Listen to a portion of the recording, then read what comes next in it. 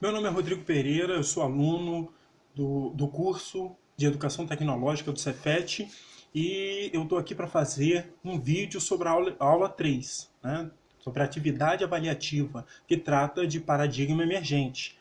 E para começar a falar sobre as questões que essa atividade traz, eu vou tratar sobre o conceito de paradigma.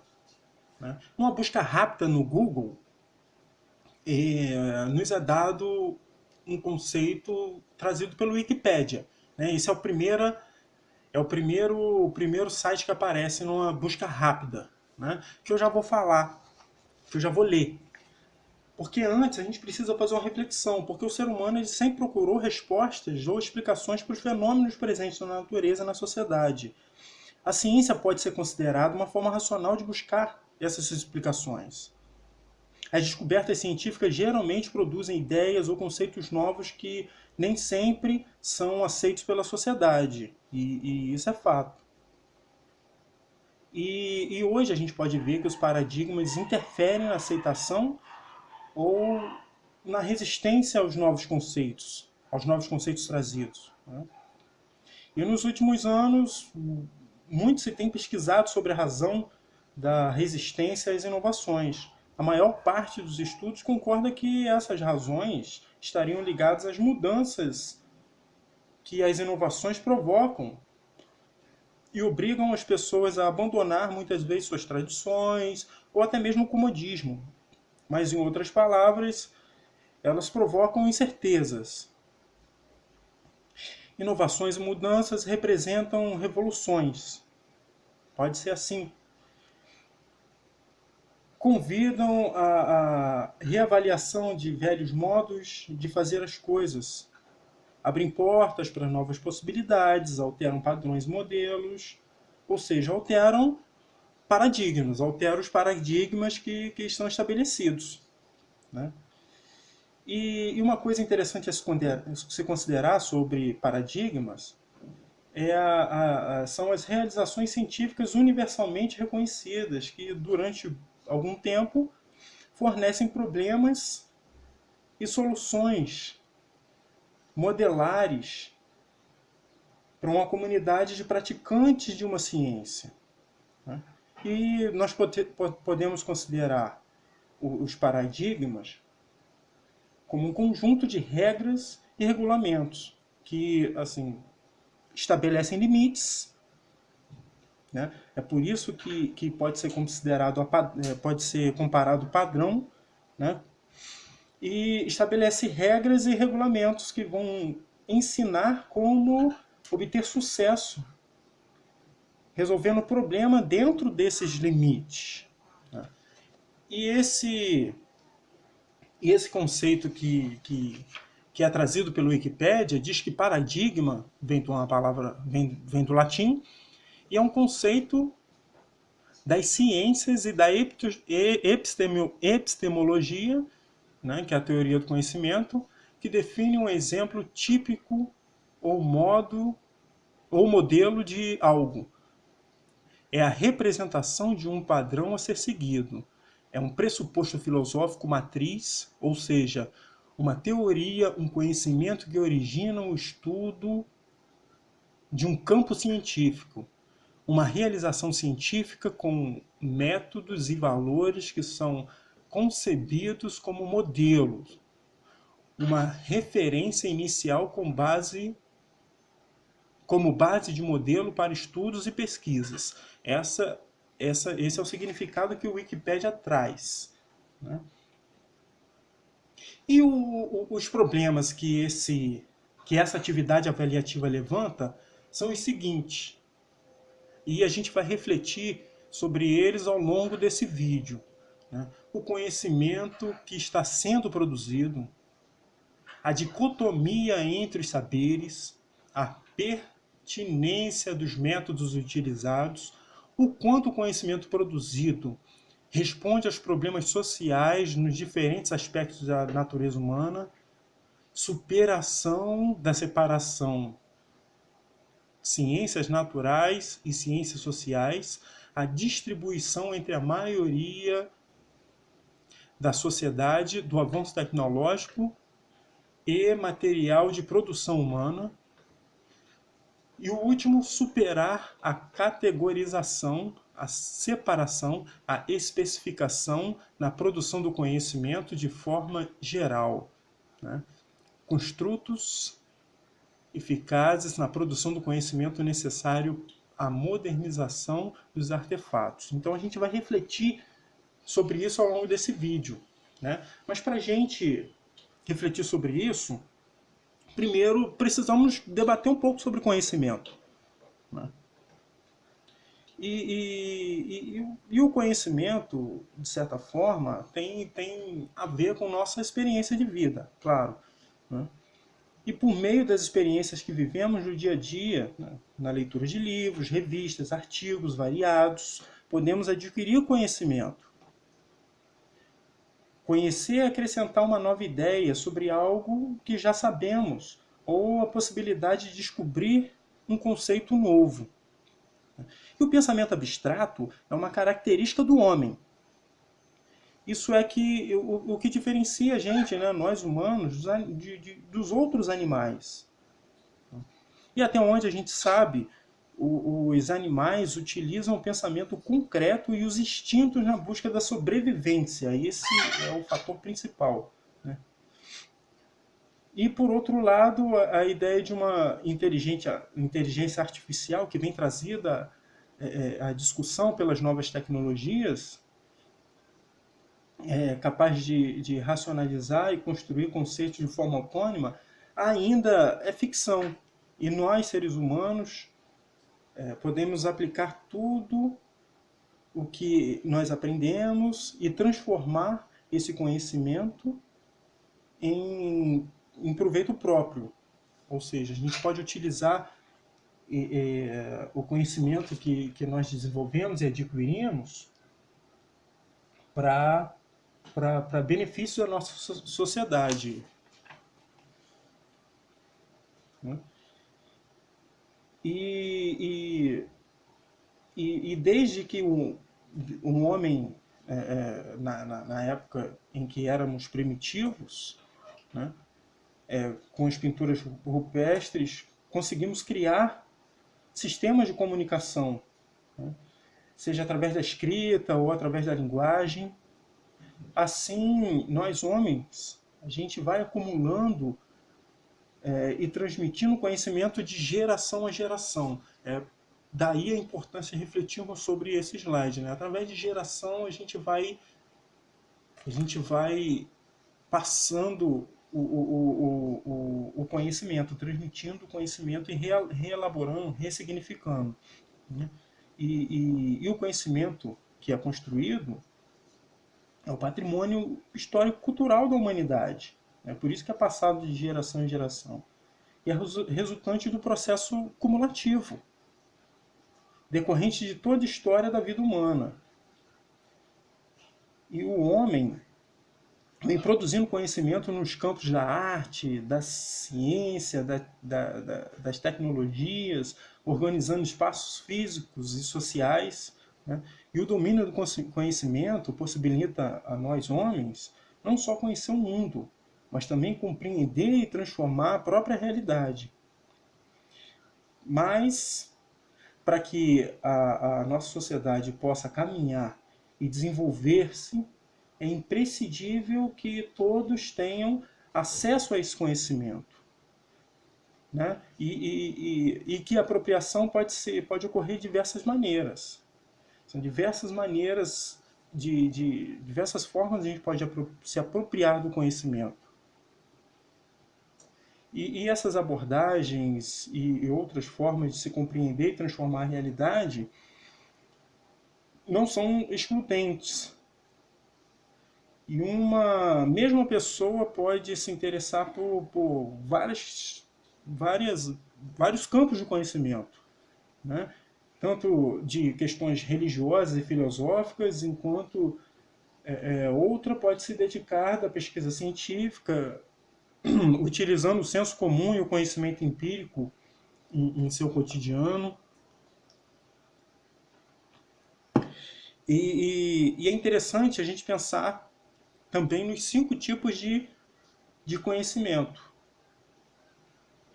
E cada um tem sua importância e característica particular, né? E eu trago no próximo slide, não, no outro.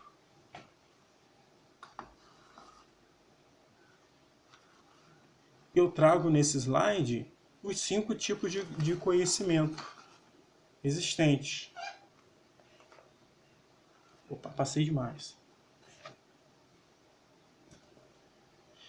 E que são eles, né? O senso comum, o conhecimento empírico,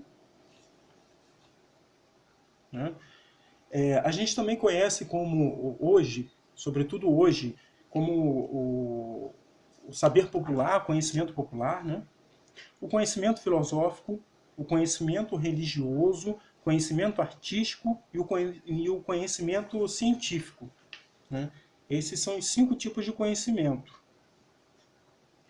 O senso comum, né? Ou que também é conhecido como conhecimento popular, ou conhecimento empírico, também é chamado ele pode ser chamado dessas 3 maneiras, é o conhecimento adquirido pelos antepassados, né? É o resultado das experiências vividas na sociedade e que cada qual pertence, né? Cada sociedade tem sua característica cultural e o conhecimento é transmitido de geração em geração, né? E essas experiências, em geral, não têm como objetivo a construção do conhecimento, mas sim a satisfação de uma necessidade. Daí podemos afirmar que o conhecimento empírico, o conhecimento popular, é, de certo modo, fruto do acaso, sendo adquirido por meio de ações aleatórias, né?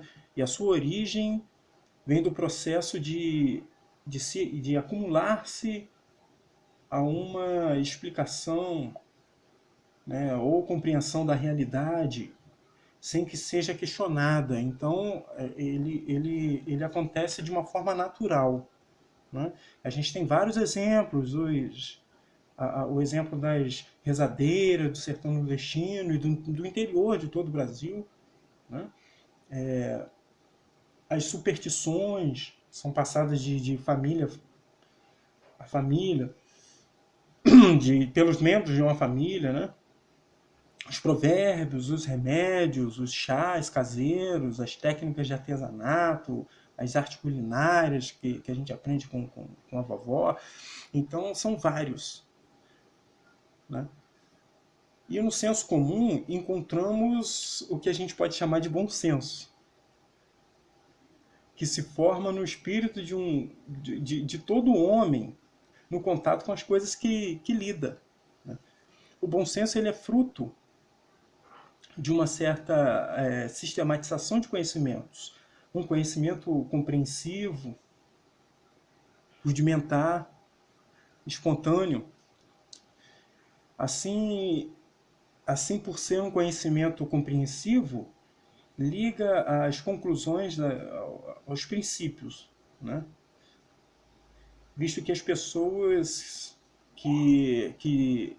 visto que as pessoas que o desenvolvem, que têm desenvolvido, quando colocadas em contradição, em contradições diferentes, da, habituais, né, em culturas diferentes, resolvem as dificuldades rápidas. E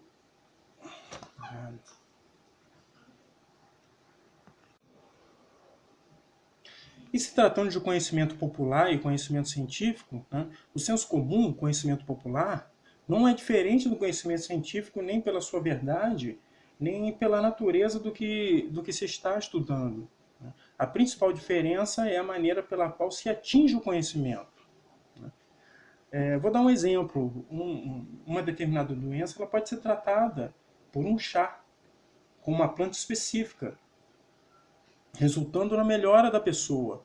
né? Esse fato ele pode ser encarado como sendo um conhecimento, porque é provável, mas não é necessariamente científico. Para ser considerado conhecimento científico, é preciso que se estude o princípio ativo da substância da planta, né? Então, essas são as características principais da diferença, né? E se tratando de conhecimento filosófico, a gente pode caracterizar a filosofia como sendo uma reflexão que busca compreender o sentido da realidade, do homem, sua relação com a natureza e seus produtos, que são a cultura e a história. Através de uma reflexão assim, em profundidade, coerência e de forma abrangente, vê-se a importância e a necessidade da filosofia, pois é através dela que nós temos a oportunidade de reunir o pensamento fragmentado da ciência, constituindo uma unidade. Sobretudo nos tempos de hoje, com o advento das mídias sociais, o excesso de informação fragmenta, né?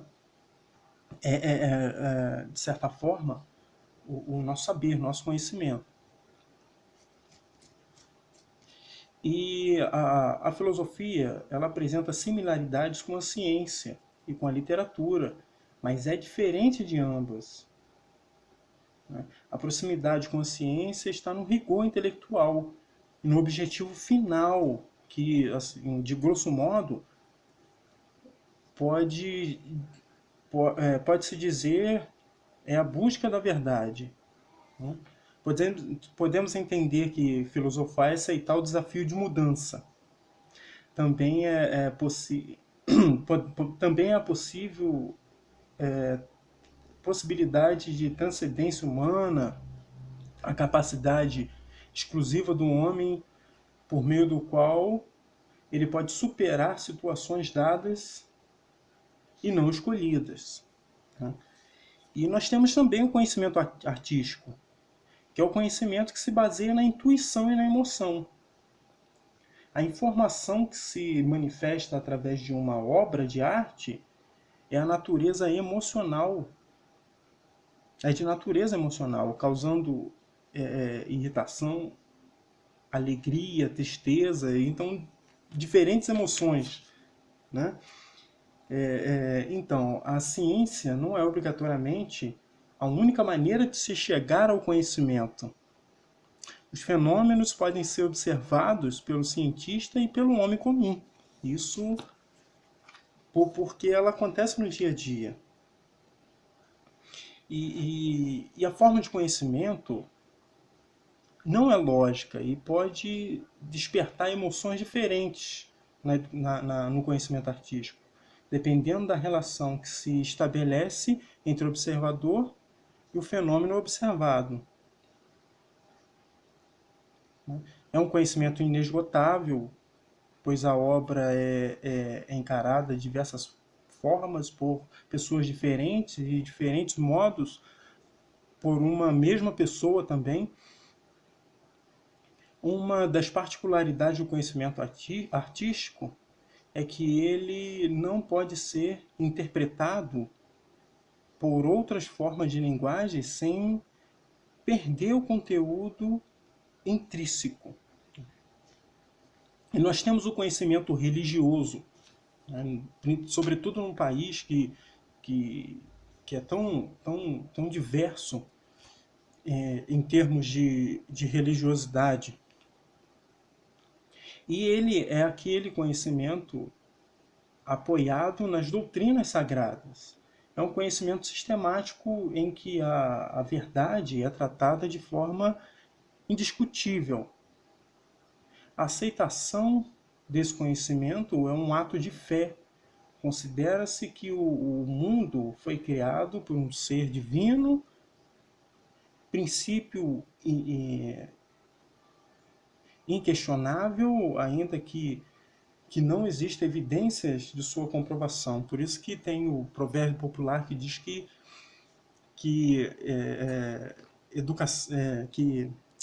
que religião não se discute, né? E nós temos assim um exemplo bem interessante que é a teoria da evolução das espécies de Darwin, que representa um exemplo de conflito existente entre o conhecimento religioso e o conhecimento científico. A hipótese da evolução do ser humano, defendida pela teoria de Darwin, não é aceita pelos teólogos, que acreditam nas explicações da Bíblia, que acreditam na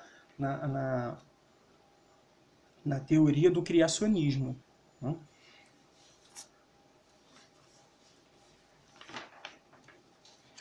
E por fim, o conhecimento científico, quando se trata de conhecimento científico, o desenvolvimento do pensamento humano acompanhou a evolução do conhecimento científico, né? Desde os primeiros hominídeos até o humano moderno, podemos definir três momentos que apontam para essa evolução, que é o desconhecimento, a crença e a ciência. Em um primeiro momento, entre os primitivos caçadores, não.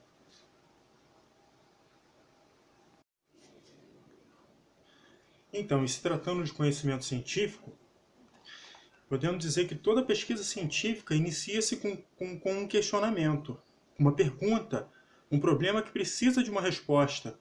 Assim, a ciência caracteriza-se como a busca de respostas e soluções para as demandas da sociedade, né? E o conhecimento científico tem a sua base no conhecimento do senso comum, né? do conhecimento empírico, do conhecimento popular.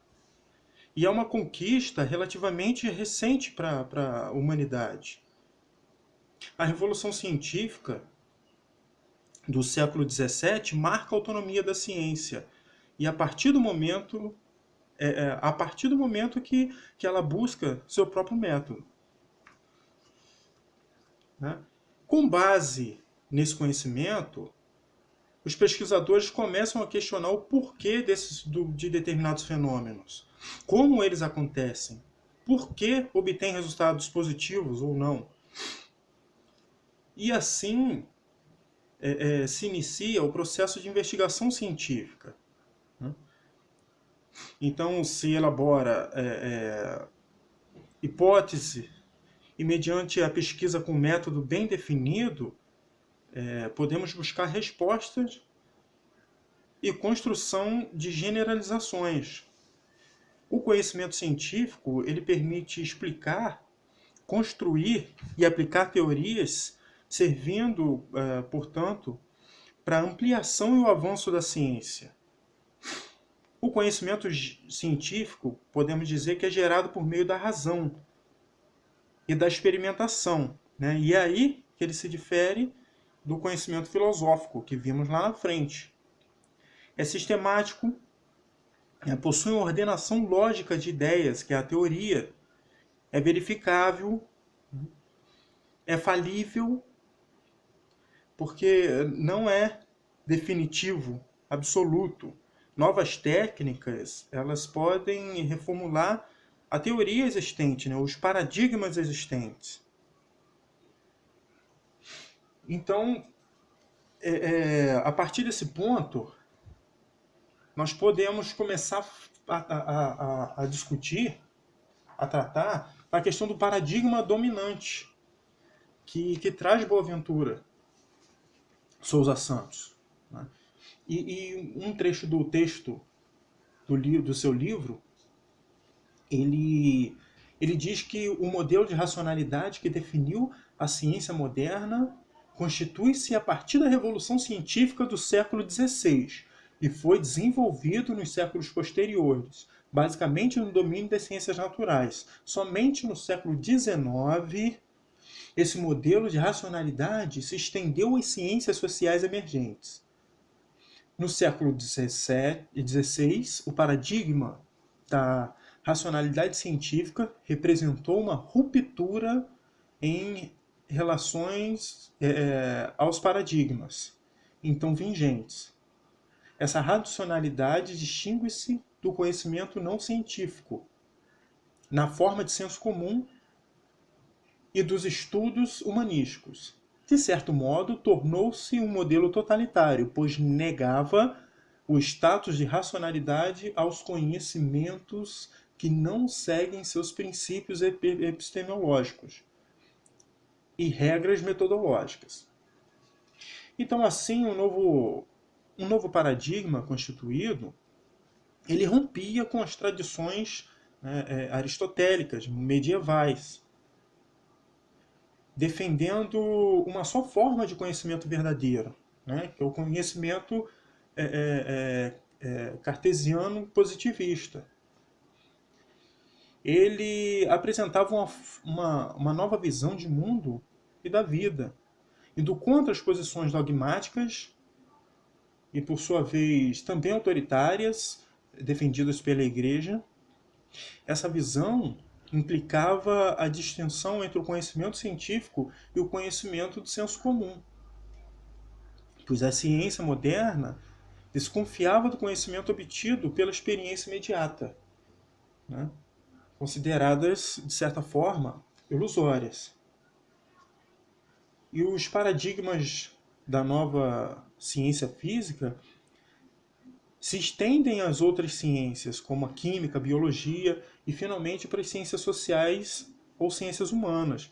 E no século XVIII surgem estudos sobre as relações de troca entre o indivíduo e sobre o acúmulo das riquezas, né? Os primórdios da economia. No século seguinte, o Comte, Auguste Comte, lançou as bases dos estudos sociais, a ciência positivista.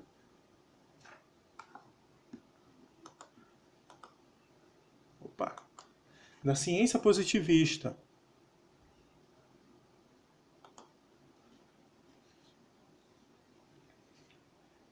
Inspirada nos métodos e nos princípios da ciência da natureza. E também, e até meados do século passado, século XX, considerou-se como científico o conhecimento produzido a partir das bases estabelecidas pelo método positivista, apoiado na experimentação, na mensuração, no controle rigoroso dos dados, dos fatos, tanto como nas ciências naturais quanto nas ciências humanas. E daí começa a crise do paradigma dominante, porque até no final do século XIX predominou o otimismo com o poder e o desenvolvimento da ciência. Entretanto, no final do século XIX e no começo do século XX, algumas descobertas começam a abalar, né, a base, o alicerce da ciência moderna. Dentre elas, as descobertas no campo da física quântica. Heisenberg formulou o princípio da incerteza, né, segundo o qual é impossível conhecer ao mesmo tempo a posição e a energia de uma partícula como o elétron. Então, o aparecimento desses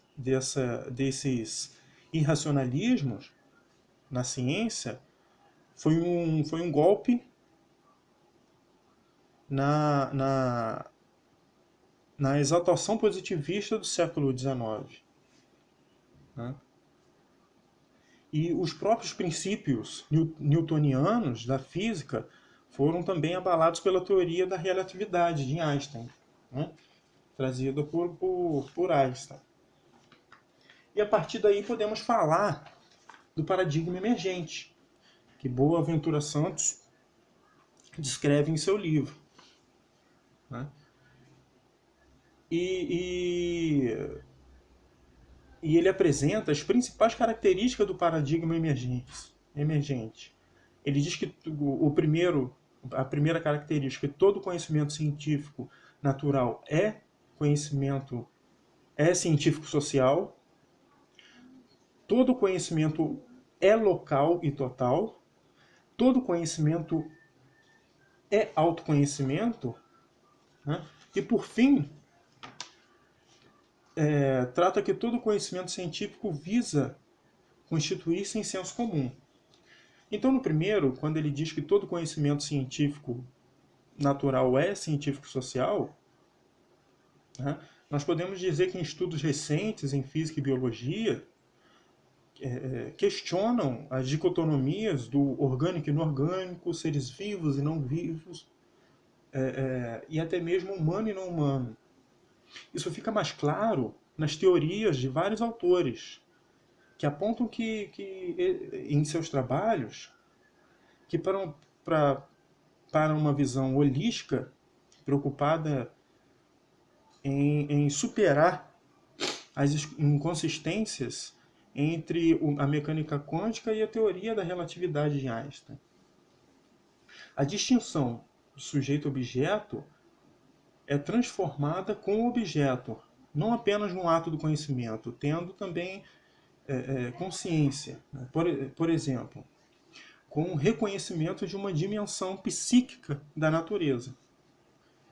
Já o segundo, todo conhecimento local é local e total, né, trata que a especialização é característica da ciência moderna.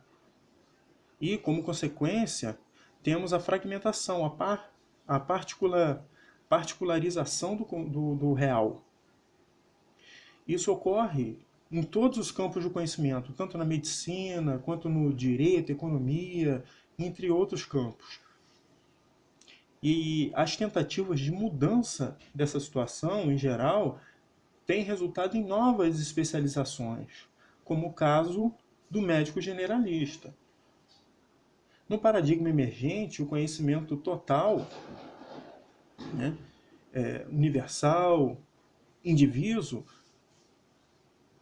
porém como total é também local, ligado às situações concretas que, por sua vez, se reportam novamente ao total, constituindo os projetos cognitivos locais. Então, encontramos como características gerais do novo paradigma ser analógico, conceber a imaginação e a generalização relacionadas à qualidade e à exemplaridade, não ser determinístico, não ser descritivo, não ser metódico e aceitar uma pluralidade de métodos e tolerar vários outros estilos. Já o terceiro, que ele afirma que todo conhecimento é autoconhecimento, né? E como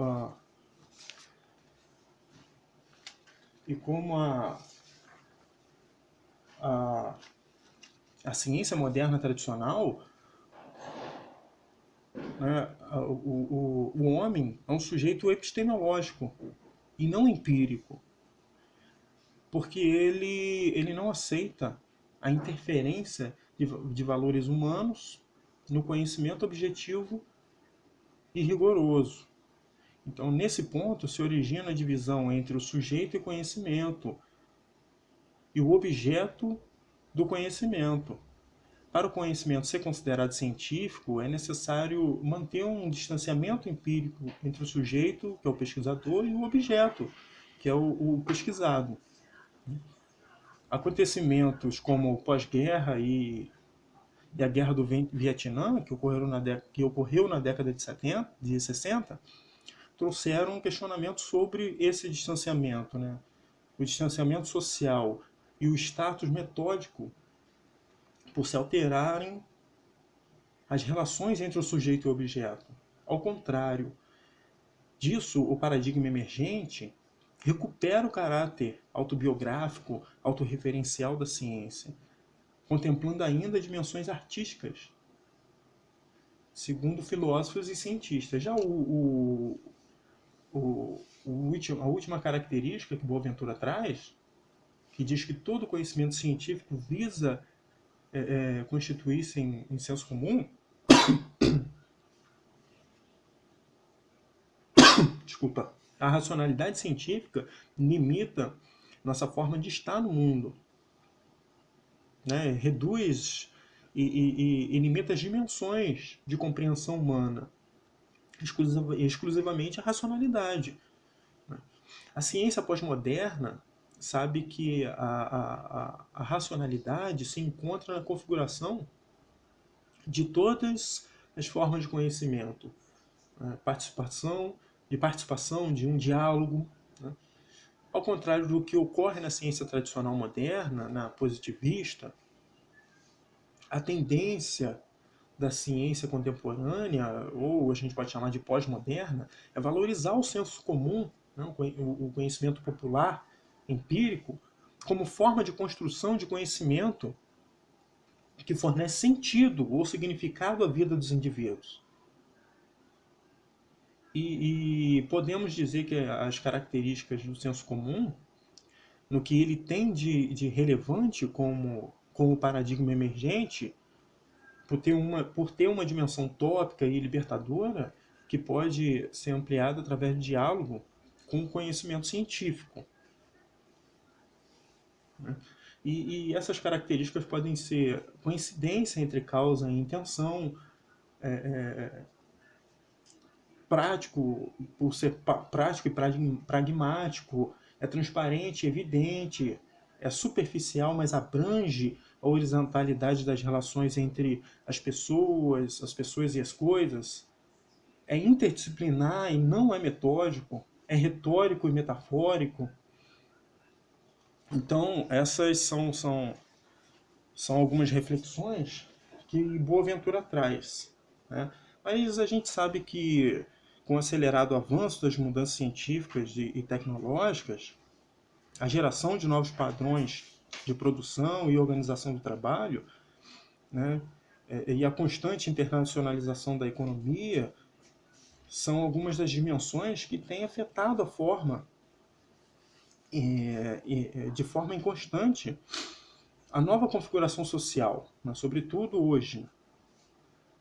E as modificações no mundo do trabalho, né, como o novo padrão de acumulação do capitalismo, decorrente de todas as mudanças na economia e da reestruturação da produção, passa a exigir novas formas de organização e relações sociais. E na educação surge a necessidade de um projeto pedagógico capaz de atender a essas novas demandas da sociedade, que exigem uma mudança de postura, de práticas sociais, né?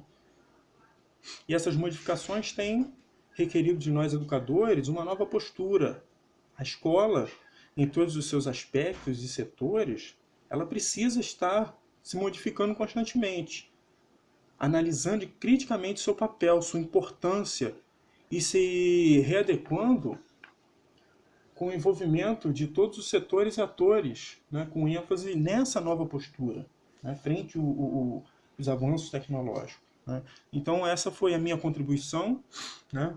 Chegamos até o final, né, e para finalizar, né, esse slide retrata um pouco dessa questão da unificação, né, da associação entre o conhecimento popular, né, o senso comum e o conhecimento científico, que pode ser resumido como a praxis que Paulo Freire sempre menciona em seus trabalhos.